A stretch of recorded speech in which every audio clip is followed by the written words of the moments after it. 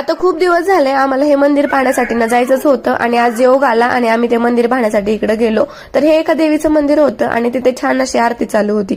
घरी आल्याच्या नंतर आहे ना विशूसाठी ओट्स बनवले, दूध गरम करायला ठेवलं आणि मला आज डाळबट्टी बनवायची होती, त्याच्यासाठीच कुकर लावून घेतला.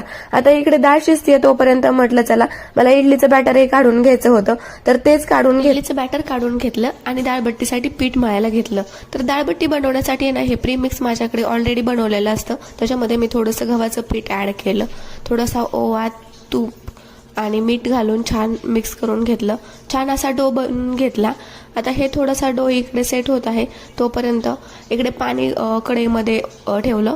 आता हे बनवलेले डो ह्याच्यामध्ये सगळे सोडून द्यायचे, छान 15 ते 20 मिनिटं शिजून घ्यायचं.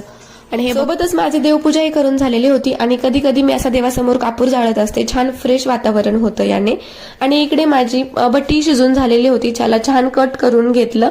आणि हे पाणी आहे ना ते मी डाळ बनवण्यासाठी यूज करत होते. कुकरही छान शिजलेला होता आणि आज असं जेवणामध्ये छान डाळ बट्टी, लिंबू, कांदा, टोमॅटो हे सगळं होतं.